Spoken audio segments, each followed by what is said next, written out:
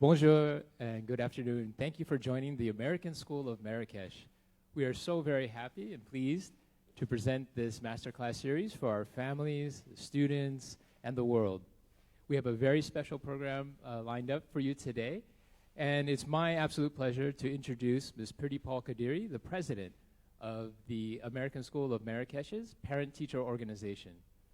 The PTO has been a bastion of strength this year of leading tremendous programs such as the master class, such as a variety of activities on campus and off campus. And this is just one of those examples of leadership and gusto by our president, Pratipal Kadiri.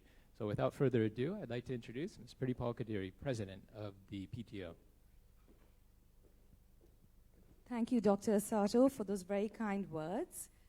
We are really thrilled to have Mr. Hicham El Habti, President of this magnificent university, Mohammed Seas University Polytechnic, as our master in today's master class for the ASM community in Morocco, on campus, and in fact worldwide. We have people connecting to this session virtually all over the world, spreading the message of what amazing work you do over here. But more on that a little bit later. I would like to introduce what the masterclass is, briefly, if I may.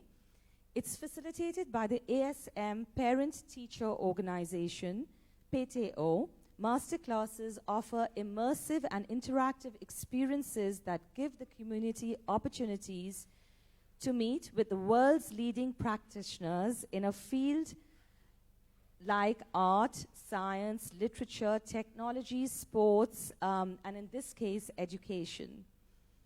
Each masterclass is led by a guest expert or master and designed to offer in-depth yet accessible knowledge. The participants get to interact with the masters through virtual or face-to-face interactions and have access afterwards to instructional videos and recordings. Whether your favorite trending passion is cooking, music, teaching, art, science, sports, or technology, there is something to learn for everyone at ASM's PTO Masterclasses. So today, I would like to welcome President of the University UM6P, engineer, educator, and visionary to the ASM Masterclass. I would like to give a very brief background about you. Hicham is a graduate of a very prestigious engineering college in France. He then went on to work at Ernst & Young for a couple of years, which is a big multinational, and then worked with a variety of Moroccan SMEs, I think gaining a lot of experience in a variety of fields. And then after that, he joined in 2013 OCP as a project manager and rose, I think, very rapidly through the ranks to become a director of management control, business steering, before becoming the deputy secretary general, then the secretary general of this university, and now he is president. It's also ASM Sustainability Month, and I was very pleased to see on the OCP website that Dr. Tarab has articulated that OCP and the university is going to be as sustainable as possible, and that by 2030, all your energy is going to be green, which is really an outstanding ambition, and I think that we all endorse that. So with that, I would very much like to pass on the baton to Mr. Habti to tell us, in his own words, his passion, his ambition. Obviously, you're an ambitious man. Your vision. How are you creating this fantastic center of excellence, which is something that to be proud of? How are you nurturing African leaders of tomorrow? And what does that really mean? you know, are they just going to be able to perform in Africa, or are they going to be global leaders with specialties? So really, if you can sort of educate us on what this whole thing that we've been witnessing this morning unfolding before our eyes, and also, you know, projecting into the future, and telling us where you want to take this, I think that would be really something that we would all be keen to hear. So over to you, Hicham. Thank you. And yeah, thank you for your kind words. There is the presentation, yeah?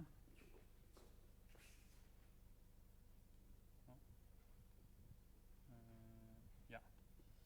And I will use that, or so it works? Okay. Okay, good. No, I take it. Okay, thank you. Thank you for your kind words, and welcome to the university. Salam alaikum, bonjour, good morning. Very happy to host you here today, and it's an honor for us to have this delegation from our partner, American School of Marrakesh. I have, I think, about 35 minutes to give you an idea about the university, about myself. I will start, I think, by that. And I will share with you our vision, our ambition, thanks to this university. So, as was mentioned, so I had the opportunity to have a diploma from engineering school in France. Okay. So, but before that, I was born in Casablanca. I grew up in Casablanca. I did all my studies in Casablanca, even classe préparatoire in lycée Mohammed V. After that, I had the opportunity to apply for École Polytechnique, and after École Polytechnique, I did École Nationale des Ponts et Chaussées, and I worked for about 2 years within Ernst & Young in Paris. Late 2005, I decided to come back home, so to join an SME. It was a rent-a-car company, Avis, and at the time I was not even 27 years old, and I had the opportunity to run a company, and I found myself with more than 110 people that spent in average more than 30 years, and the mission was how to leapfrog the development of this company by integrating more IT and more digital. At the time it was in 2006, and you can imagine how tough was this work, because you found yourself with people who had never touched a computer before, and you have about 1 year to move them from this world to a new world, because the Avis, the company in Europe, asked the franchise here in Morocco to adopt the same standards. So for me, it was a very great learning experience. It was another thing to discover Morocco. When I left Morocco, I was a student, 19 years old, and 7 years after that, I discovered even a new city, which was Casablanca. For me, it's very different from the city where I grew up. After 3 years, I joined another experience. It was in very different field. It was an investment company. I had the opportunity to be Secretary General. I don't know why I have in each company I joined. The first position was Secrétaire Général. I don't know why. So it was the case with Avis. It was the case with Mutandis, which is an investment company. I spent there about 10 months, and I was appointed as a CEO of a handicrafts company. So just to give you my background, I'm an engineer in the applied mathematics in finance. So I spent 2 years in this field with Ernst & Young. I found myself running a company in a rent-a-car company, and after that in an investment company, and after that in a handicrafts company. So for me, what is the message behind that? You have to develop skills beyond the nature of the diploma or the certificate you're getting. What we are looking for in the field of the management is what you are bringing as to unleash the energy of the people you are working with. It's regardless of if you have a degree in the finance or in the marketing or in the communication.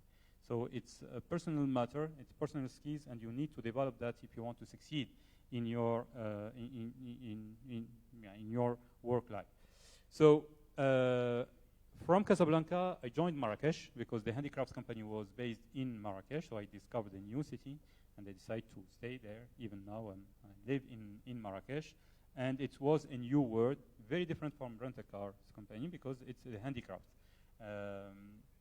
I spent 3 years, and I decided to join a big company. And the biggest company in Morocco is OCP, because at some point I had spent 7 years in SMEs, and I was wondering if at some point I have to change. So at some point you need to take the risk to move, because for me it was very comfortable to stay in this position. But yeah, I had to ask myself, should I make another choice? Should I change the way or the field I'm performing in? So I applied for OCP and joined OCP in January 2013. I am project manager.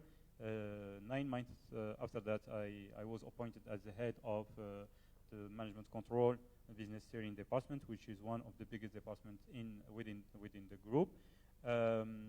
After that, I was appointed as Deputy Secretary General, and at the same time, it was in parallel, I was here in the university.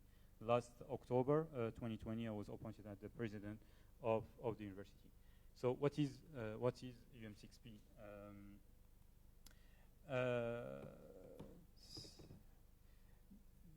This slide is very important for me.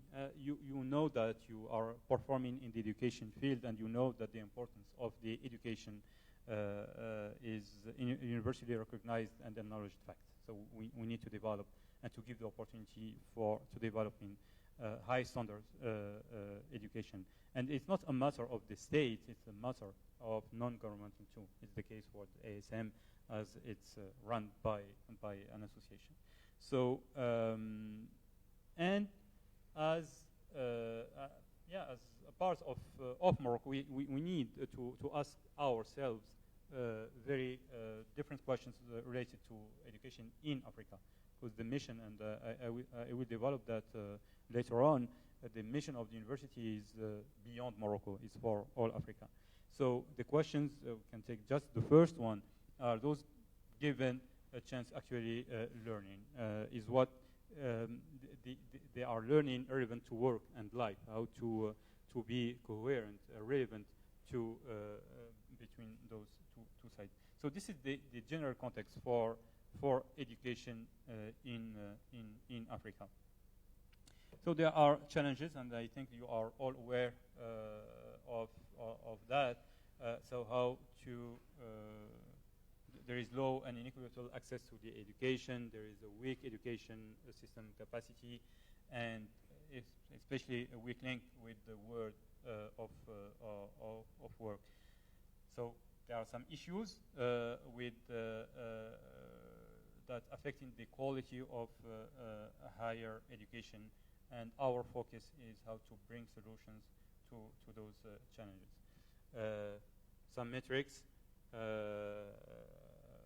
So you have them here on the slide, but if we have to keep in mind just one figure, is those 258 million children and youth were out of school in 2018, which is a huge number. So this rate about the sub-Saharan Africa's out of school that reached 31.2% of the region's population. It's a huge rate, and we have to work together to lower this rate. In addition to that, there was the COVID-19. So this pandemic has a huge impact on education, and according to the World Bank, 1.6 billion children and youth are out of school in 161 countries as of March 28, 2020, which is a huge number. So the pandemic has a huge impact on the education system, especially here in Africa. Now, how to mitigate the loss of learning? There was initiative linked to the online classes and digital education, but there are still challenges on that. It's regarding the lack of access in the internet, the Wi-Fi, and I will share with you our own experience of last year, and even the computer, the hardware. Not everyone has access to hardware. So the internet is one of the main challenge to this digital education or to these online classes. But we need to see this crisis as an opportunity. It's to leapfrog the transformation, to have the digital thinking from day one, and for that we need to develop a policy for this remote education. We need to change our way of accrediting programs to have this all digital education as part of the curriculum, which is not the case so far, which wasn't the case so far before the crisis. I think that we are moving on the right path regarding this question. There are some initiatives to help achieving this goal. So the first one is the African Digital Schools Initiative, supported and funded by Mastercard Foundation. Mastercard Foundation spent a lot of money on education, especially in Africa. So we are we reach out to this foundation, and we are working together to see how to leverage on their resources and to leverage on our capabilities, enabling Africa having access to the highest quality in terms of online classes. The second initiative, the Education Plus initiative, joint initiative of UNESCO, UNICEF, and so on and so forth. The impact of the other point, this is for education. The other part is research. So, and those figures are very, very low. Africa, all Africa generates less than 1% of the world's research. A huge gap. There are many reasons, as mentioned here. So there are a lot of scientists that decide to go abroad and not back home.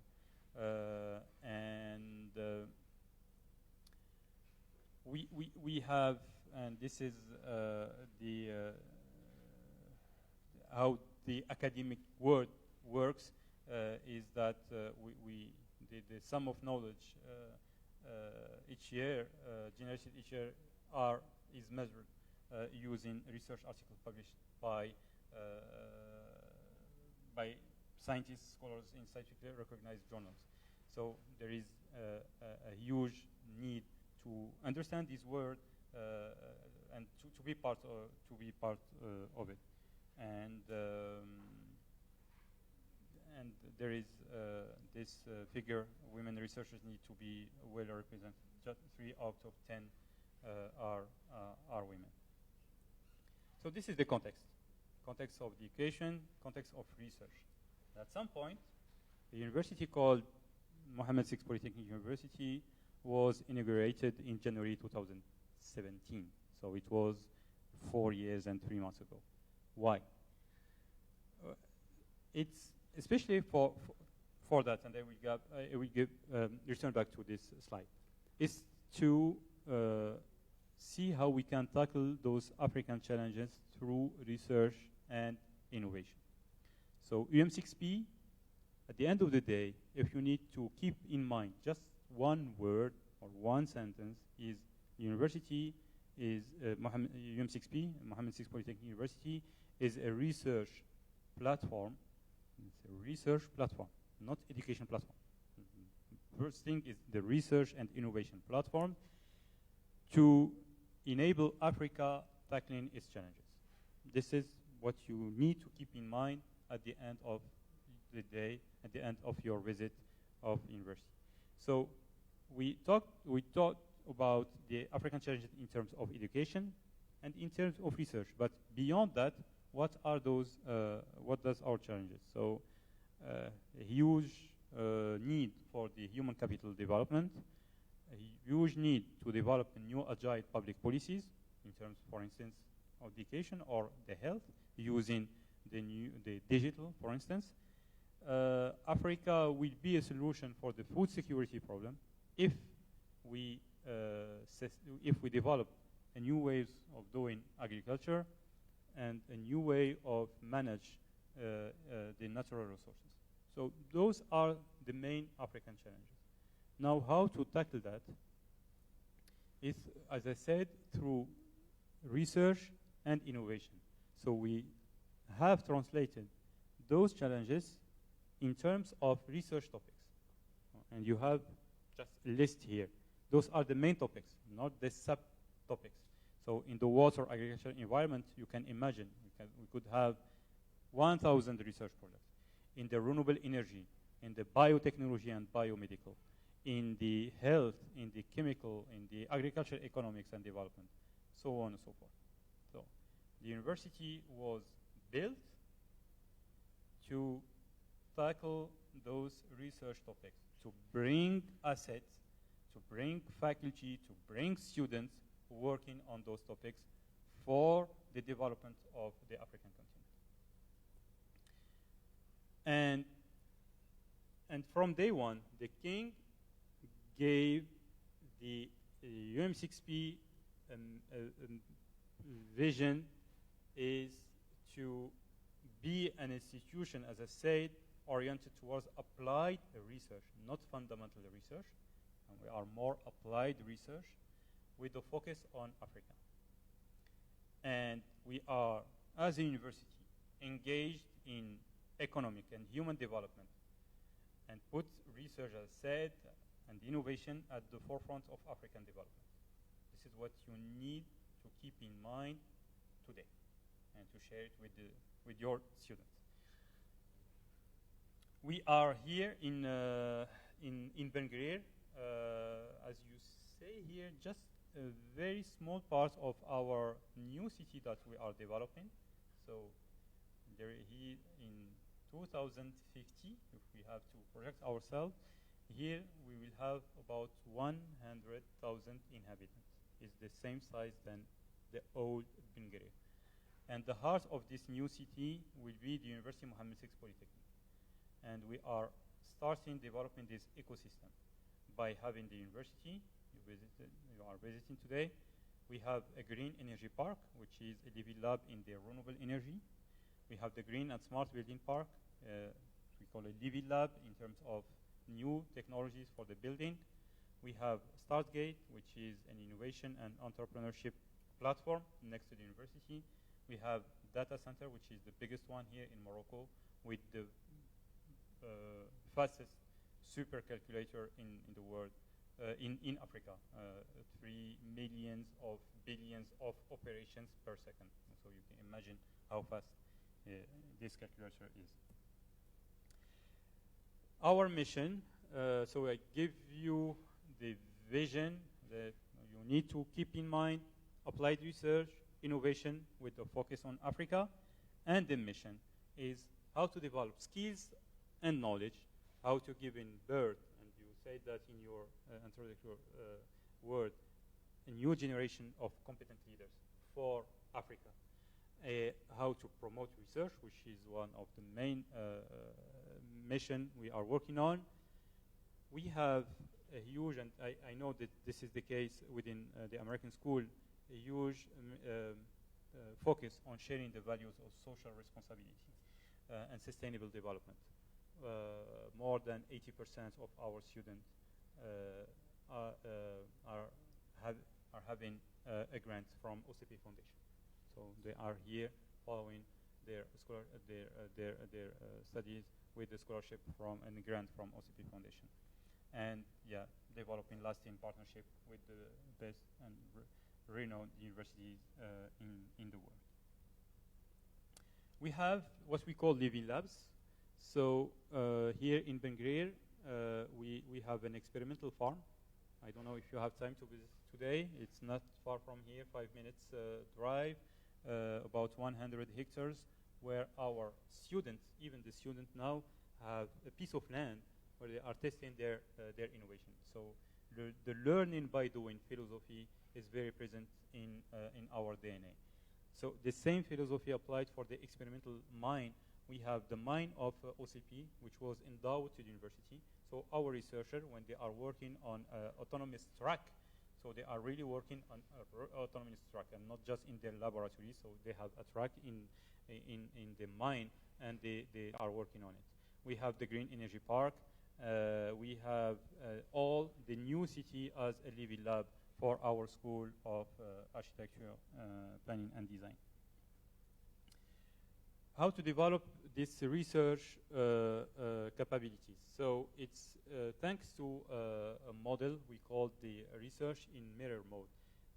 We know that we are very young. As I said, the inauguration was done in January 2017. We need to tackle the research topics, but we will not do it by our own. So we built a network of partnerships, and one of the first and the biggest one is MIT. So we have, for some research topic, I think with MIT so far, we have about 15 more than 15 research topics. So from both sides, we have a research team. We have this exchange and training resources from both sides. We have some students from MIT that before the pandemic that came here at the university. They even went to Ben Guerir and did some surveys with the local inhabitants. And we have some PhD students and postdocs that went to MIT, to Cambridge, spent between 2 months and 6 months in the laboratories. And even we have now joint publications between MIT and UM6P. And last year, we had even a patent between MIT and UM6P. So from this mode, or this mirror mode, we give the opportunity to Moroccan PhD students to have access to the best in class laboratories, have access to the best in class researchers, and so it gave them even confidence and trust in themselves. And I don't know if you met a researcher called Manel that spent 2 months in Cambridge, and once she's back, yeah, we can do it here. We have the resources. We can take the same path. So and we are developing this model with very important partners like Stanford, like École Polytechnique Fédérale de Lausanne, École Polytechnique in France, Columbia University in New York, McGill, so on and so forth. For the education, so this is the main topic, as I said, it's research. Education is a very nice side effect for us, but it's not the main focus. So we are not developing our business model on education. It's on research, but to do research, we need students. So we need PhD students, and we need Master of Science students, and after that, it will be the bachelor. But here we have the main offer in terms of education from UM6P in 3 main departments. So the biggest one in science and technology, I will give you more details about that. We have the humanities, faculté de gouvernance, sciences économiques et sociales in Rabat, and we have a business and management department around the Africa Business School, where we have executive MBAs and MBA with Columbia, for instance. We have the School of Hospitality Business and Management in partnership with École Hôtelière de Lausanne. We have, I think it was the first time in the history to develop a School of Collective Intelligence by bringing different fields, cognitive sciences, social philosophy, and so on and so forth. And we have a non-conventional center called Mahir Center for Moroccan Advanced Human Innovation Research Center. Is a 10-month curriculum. I think that you had the opportunity to see their the expo in the atrium. In the Science and Technology Department, we have our School of Industrial Management called IMIN. We have a School of Agriculture called ESAF. We have the School of Architecture, Planning and Design. We have a Green Technology Institute in terms of renewable energy. It's a Bachelor and a Master of Science. Next year, we will develop a School of Computer Science. As you know, the data is the oil of the future, so we need to develop more capabilities and more skills in the computer science. That's why we decided to launch a School of Computer Science next year, next September. We have just now have Institut Supérieur des Sciences Biologiques et Paramédicales for all the health training. We have all the other masters are under Institute of Science, Technology and Innovation. And next to this conventional ways of doing education, we have something which is non-conventional, which is the 1337, which is a coding school without even a faculty. So it's a peer learning school. Today there are 600 students, 400 in Khoribga, 200 here in Bengurir. Next year I think they will double, and they have just 10 people managing all the school, and there is no problem with the faculty, with the teachers, nothing. So, and it's a school which is open 24 hours a day, 7 days a week, so they can come at 2 a.m. if they want to work at 2 a.m. So they are free, and it's based on a gaming philosophy. It's like they are playing, but they are learning, and they are very good coders. So as you can see, within the university we have the conventional way of doing education and the non-conventional way at the same time. And we see the impact of this 1337, for instance, on our School of Computer Science. Because they are doing computer science, but with a different mindset and a different approach. Today, we are more than 2,000 students, 7% international full-time students from sub-Saharan African countries. We have about 3% of international exchange students, but those figures will be higher after the pandemic. 22% female students, and 30% of the students are in this what we call specialized programs, 1337 and Mahir. As I said before, the sustainable and integrated development is at the heart of the mission, and I will go directly to here. This the governor of La Provence, the Arhamna. So we work very closely with the authorities here in Morocco to offer something to the community. The spirit of giving back for the community is very important for us. I will give you an example of Ghibli. So Ghibli is an app that enables the people from, now it's beyond the university, but from at the beginning it was for the university and some ladies that are cooking at home, and it's like Uber Eats. So it was presented last December it was a television show on Deuxième, qui veut investir dans mon projet. So he won about 250,000 dirhams to develop his startup. Now he's scaling up in Rabat. Here in Benguir, it was about 6 or 7 ladies that work on that. In Rabat, so far it's more than about 200. So you can imagine the impact on that.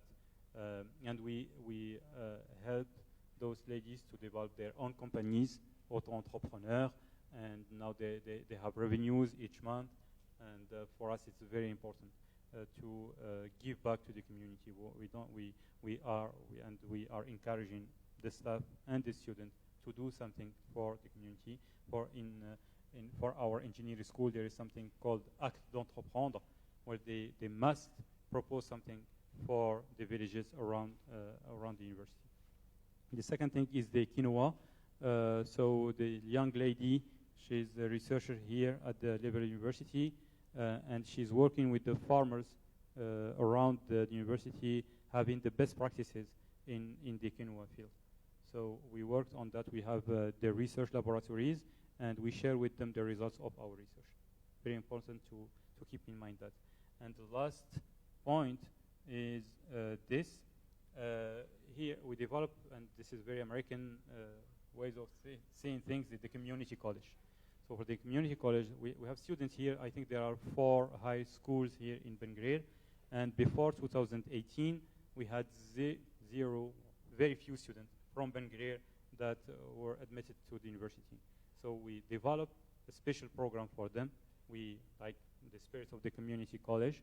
So the first cohort, 65 students, and the second, 78, the third one, 64, where we help those youth having the right to improve especially their soft skills, communication, language, and after that, after 1 year, they can join the university. So we keep in mind that we are here in Ben Guerir, that we are in Province d'Orhamna, and that we have to have this very close relationship with the community. That's why we from day one we thought about this community college.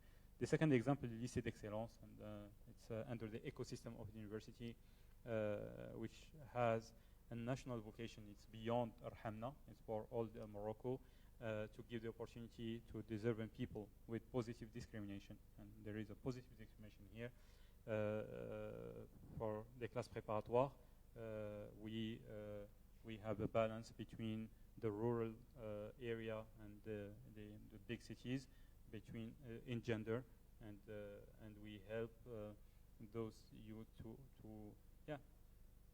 That's why we developed this positive discrimination. So to avoid this disadvantaged backgrounds, it's very important. Even here within the university, the language is not a discrimination for us at the admission. So and people are speaking more and more English more than French, and we don't take into account the level of the language in the admission. But at the end, they have to have a minimum level, I think B2 or something like that in French and in English. But at the beginning, we don't have to keep this discrimination, the disadvantage background, because it depends where you were born. If you were born in Casablanca, it's not the same thing here in Ben Guerir, so we cannot just hire or attract students that speak fluent French. It won't work. It's not the philosophy of the university. I would just share with you, we have the opportunity to receive very distinguished guests, and after that we ask them to leave something for us, and it doesn't work. And I don't know why.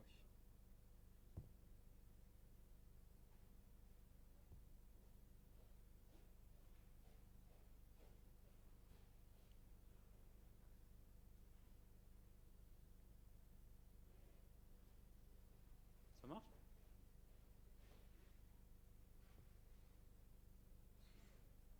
Ça marche pas?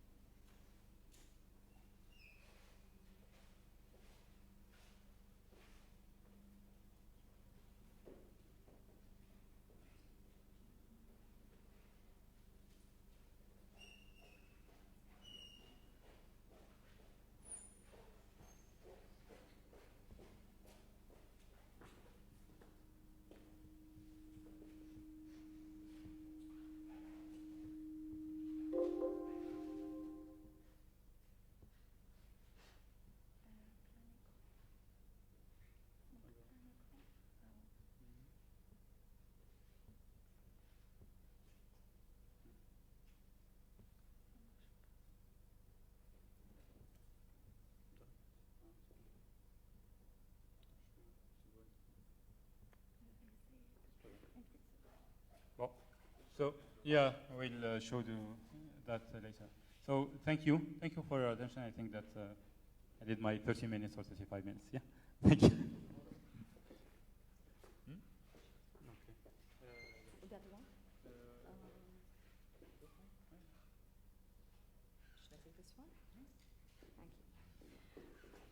Thank you, Hicham, for that very illuminating, inspiring, and motivational talk. I feel all fired up to change the world. So I can just only imagine what a profound effect this education is having on the next generation. It's authentic, it's rooted, but it's at the same time, it's benchmarking with the best in the world. It's sustainable, it's inclusive, it's diverse, it brings everyone together, no matter what background, language, race, color, and I think that mission to build a community of leaders for tomorrow to solve real problems is commendable.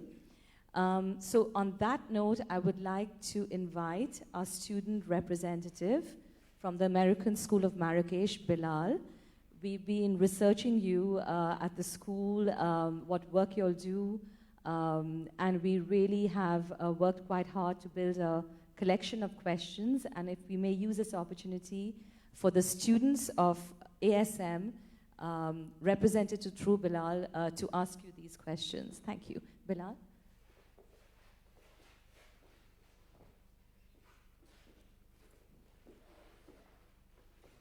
Thank you, Mr. Habis, for this presentation. It was very eye-opening to see your points of view on different aspects of the university. And I must say that I've visited a lot of campuses while searching for university myself, and this blows everything out of the water. It truly stays of the arts. It's amazing.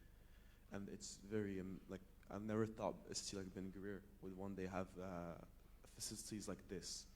It's really just mind-blowing. So from that, I had some questions about, like, the school came up with some questions for you. So number one, it's obvious that being a presence of a company like OCP, which is, you know, amongst the biggest in the world, and like presence of this university, you're extremely young for this job. So do you have any advice or qualities that you would like to share with the people, and like how you got this far this quick? Thank you for your question. The right answer, I don't know. Really, I don't know. What I could share with you is that for every job I had the opportunity to do, I was very passionate, and I was here to learn. So the advice I can give is to be in a spirit or a mindset of learning. It's regardless of, as I said, of your background, or if you have a certificate from the biggest universities or the biggest engineering schools in the world. It's just the beginning. It's not an end in itself. So, and the other thing is you're here to enable the others to exist. So you have to keep in mind that you are here to serve these people, au service d'eux, and not you. Once you are at the top, you need to, all the light is on you. No,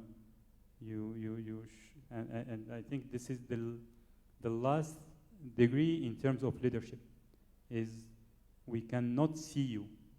If things are running without you, you can tell yourself that you win. You are winning your challenge. So this is regardless of the age. It's not a matter of the age. It's a matter of how you see your role, how you see your value added, and from that, you can manage any position, and you can manage in any position. I had the opportunity within OCP and to run a program called the movement. It was launched in 2016 with an objective to enable everyone within the group to do everything they have in mind, with a goal is how to create value for OCP and for themselves, regardless of the hierarchy, regardless of their the job description. And I learned a lot from that, because I was here for the others. I work here to let the others work. So what the advice I can give everyone about regarding this topic is just to be humble, to be mindset of learning. You should be a lifelong learner. In every opportunity you have, there is something to learn from. And it's not because the light is in you that you are succeeding. For me, you are succeeding once you don't are attracting the light. And as I said, it's regardless of the age. It's you as a human being, how you behave and how you see your role in the society. Thank you for your answer. I had another question. Before, or like when we first visited, I think the chief of staff told us that 80% of students coming to this university have a full-time, like a full scholarship, allowing them to study for free in this. You know, it's an amazing offer. And I was wondering, do you see this university becoming a 100% like a scholarship-based university where everybody can come and study for free, no matter the social or financial background? Yeah, it depends on its business model. So we have now, we have OCP Foundation as that is giving the scholarships and grants, and we are trying to attract other foundations to do so, like as I said, Mastercard, Carnegie, and others even here in Morocco.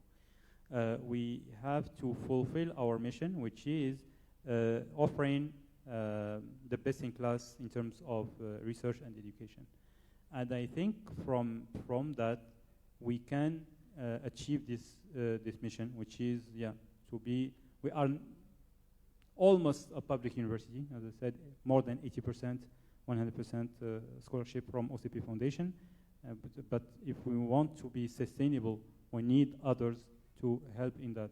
And our duty is to ensure them that we are offering the best in class in terms of education. So this is what we are working on. You also talked a lot about the research. Now this was primarily a research center, and then it's flowed back down to education. And we saw that when we visited Emin, the engineering school, and they talked to us about how students would participate in creating their own, like trying and learning the physics on their own. And also learning 5 languages, which would help with spreading the work that you're doing here currently.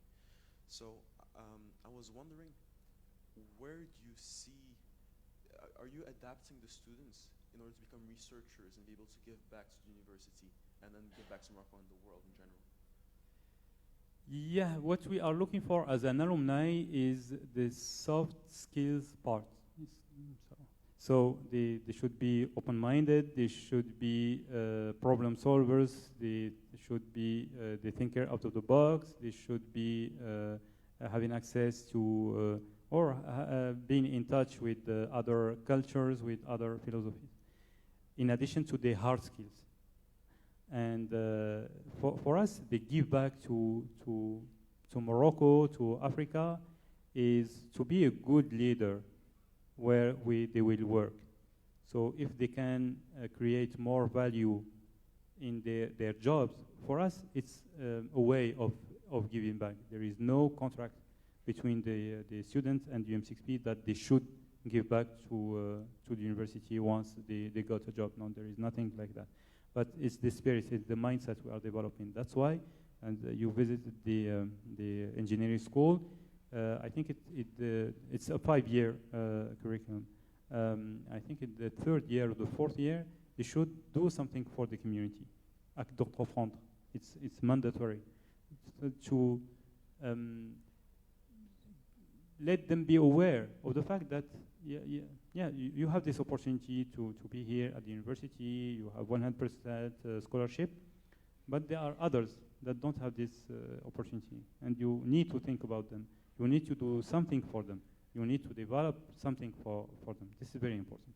So this is our way of this giving back. Is beyond just giving back to the university, but by developing and by contributing in the training of the leaders of tomorrow, it's a way of being sure that value will be created at the level of all the continent. We also visited the learning lab, and we were very impressed with the fossils and the collection of books we saw. It's very impressive stuff. And we were thinking while we were there, the scalability of the operation you have here. It's could expand and like keep expanding on forever, because like this could be a whole museum, like the learning lab. So have you planned your university like in terms of scalability and of expanding it and incorporating more things into the program?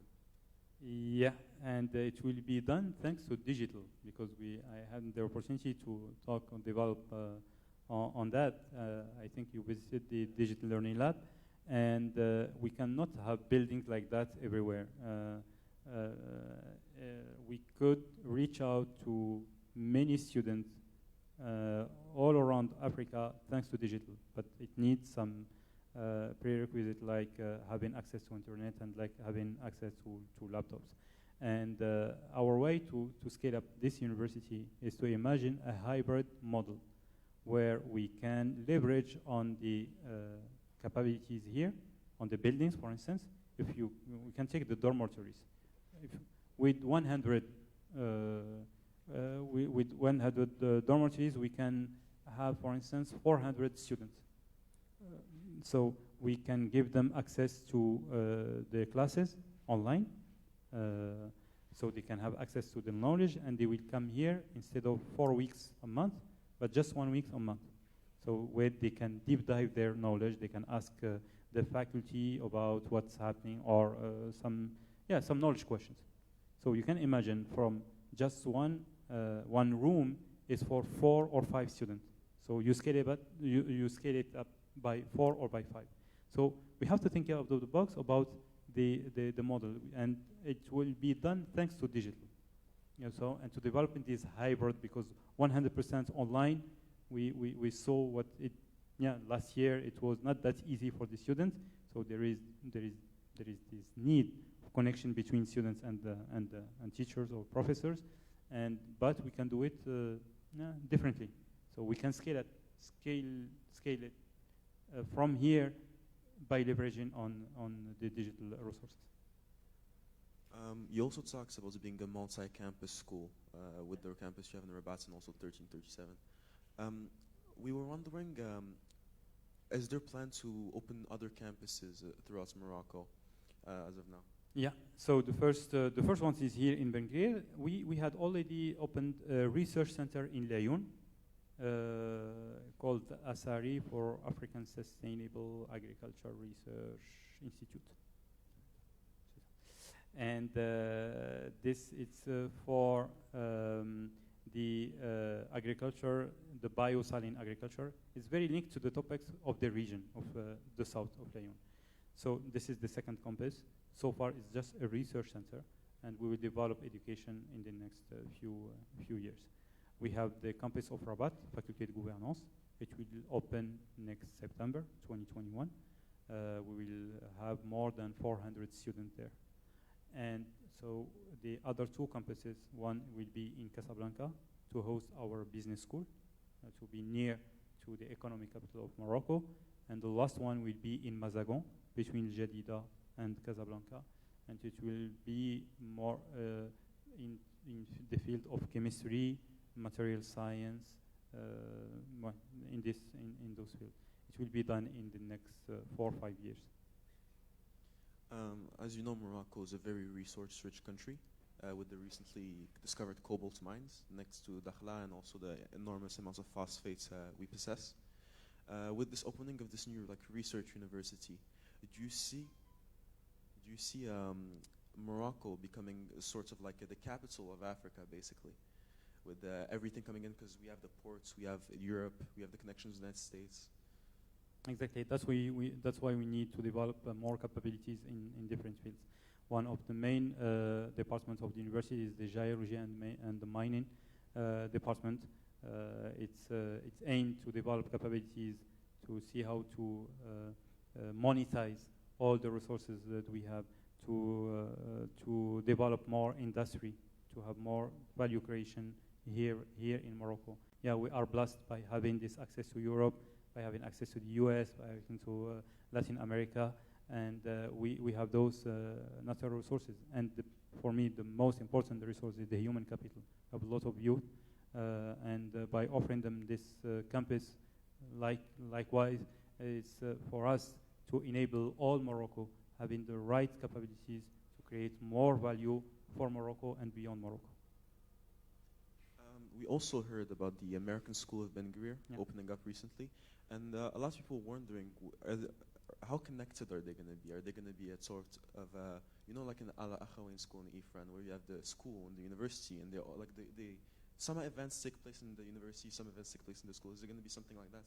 Yeah, we are working very closely with the American School of Marrakesh, with ISC Corporation, to develop to have the right setup or the business model between the American School of Ben Gurion, the university, the American School of Marrakesh. It will be an ecosystem, and I think that everyone in this ecosystem, it's a win-win-win situation for everyone. For us, it will enable us to attract very qualified faculty from the US and beyond the US, because the first question they ask where for their kids, where they will follow their studies. So now we have an offer, which is the American School. Even within the university, we will develop, for instance, the Bachelor of Science. We will have the ABIT accreditation, so it will be, we will offer this curriculum here in Morocco for the youth who don't want to go abroad just after the high school, to have access to a program accredited by the US. And even the American school, we want to have this positive discrimination of, I'm talking about the American School of Ben Gurion, this positive discrimination by having people from different backgrounds and developing, like we did in the LEADEX and we are doing here in the university. And to support that and to create and to give the opportunity to broader people here in Morocco having access to this kind of education, because it's different from the French way or from the Moroccan way. And what we are looking for here at the university, as I said, we develop more those soft skills, the spirit. And I know that within the American school, it's one of your main focus. This is a lack in the, there is a huge lack in the other forms of education. And we want to have that. So for us, it will be a bridge between the two, bridge between American school and the university. And it's, as I said before, it's a win-win-win situation for me. You also talked a lot about the mining future of Morocco in the previous answer, and we were wondering, with the artificial intelligence and mechanization becoming more commonplace, is there a plan to expand to that and for the computer science and coding aspects of the school? Yeah, for the science and technology, the heart of our science and technology department will be applied mathematics and computer science skills, because we know that it will be the skills that we will look for in the future. So we are giving this opportunity to everyone, even in the fields of the agriculture. We have to look now at the agriculture with the lenses of the artificial intelligence, with the use of data, and so on and so forth. In the health, you cannot imagine the health of tomorrow like it was done in 20 or 30 years before. So you have to embed these computer science skills. I think that 3 years ago, a very big hospital in New York hired more data scientists than faculty in the health. And I think it will be the case in the next few years. That's why, as I said, the heart of our science and technology department will be this computer science, data science, artificial intelligence. Thank you so much, Bilal, for those wonderful questions on behalf of the ASM student body. You did a really good job. So may I now, on that note, just throw it open to the floor. I think we have we can take a couple more questions. I think I can see Mr. Tejani's hand up.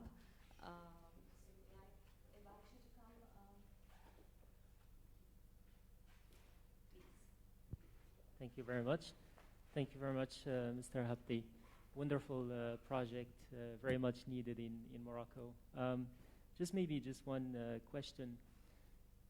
Today, during the visit, we could see very clearly how UM6P is preparing future leaders, which again we do need here in Morocco. Are you not concerned that we will train these leaders only for them to leave Morocco, at least some of them, because the promise of working abroad is still very attractive. And so I was just wondering what the university is doing to train, but also retain and keep these leaders here in Morocco. Great question. This is a really great question. I give you just information about our engineering school. So last year it was the fourth cohort. We have just 15% of our students that went abroad. So 85% are here in Africa, not just in Morocco, but in sub-Saharan African countries. And for me, this is a success. Why? And because during their 5 years here, we repeat and repeat and repeat that we are training them to have impact here in Africa. So I think that we are succeeding in that, but we have to be very careful about that. The second thing is that it's up to us to be attractive. It's not up to them. So if we talk about the brain drain, we succeeded so far in a reverse brain drain because we hired a lot of Moroccan from the diaspora in the faculty body. Why? Because we are offering them opportunities to do very high quality research. They have something in their heart regarding Morocco, so they want to give back to Morocco. So just they don't have or they haven't had the opportunity to do that. So it's because I asked them why at some point you decide to return back to Morocco and you have a very good position in the US, in Canada, or in Saudi Arabia, and the answer was that I want to give back to Morocco. Now I have the opportunity to do my research the way I want to do it. I have the same opportunities than in the US, and so it's up to us to be attractive. And for the students, so just to turn back to your question, what we are trying to develop is people that are more entrepreneur in their mindset. And if we can take some young people here in the startup field, why they decide to go, for instance, Station F or in the Silicon Valley? Because they find an ecosystem. We need to create this ecosystem here. So we have StartGate. I don't have the opportunity to visit it, but now they have access to the VCs. They have access to some corporate. They have access to other startups. We brought Plug and Play from Silicon Valley to Bengre. So you have to imagine San Francisco, Bengre. So they are here for 2 years. We developed a program with MIT Sandbox.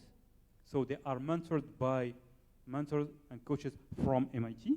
It's online, but it's a mentor, the same quality that the students from MIT are having, but they have having here. And now we have students from Akhawain, from University Qadi Iyad, Mohamed Sanki, Hassan II. So we are offering them.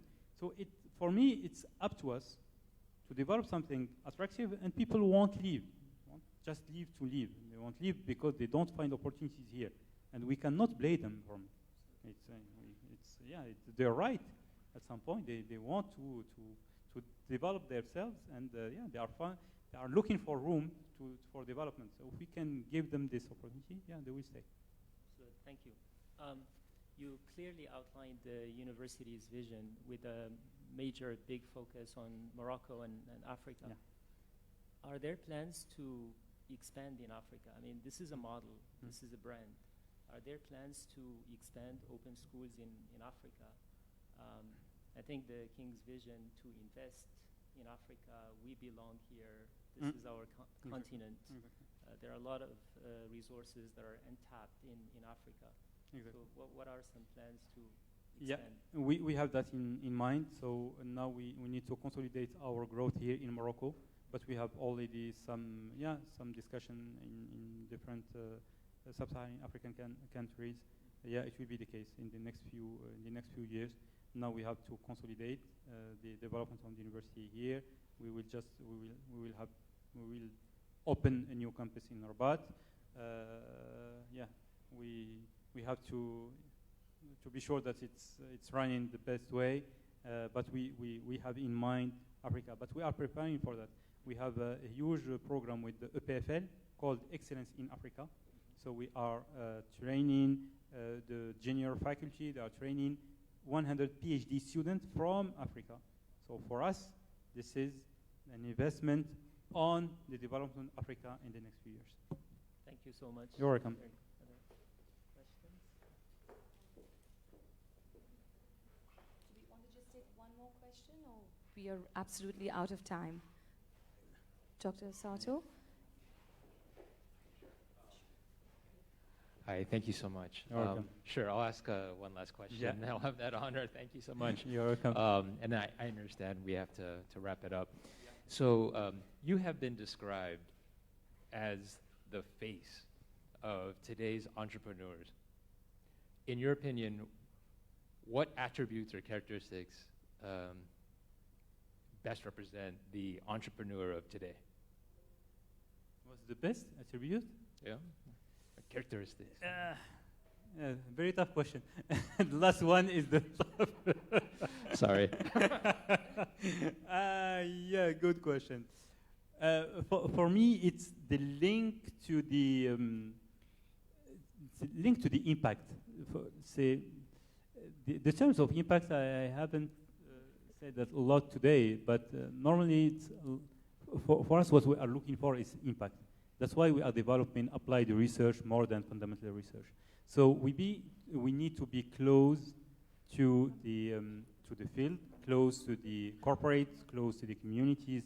And for me, an entrepreneur, one that is having in mind what the value he is or she is creating or adding for the community, for the city, for the corporation. So this is for me what we need to keep in mind, and it should be the driver of our daily work. Okay, thank you so much. Thank you for know, your question.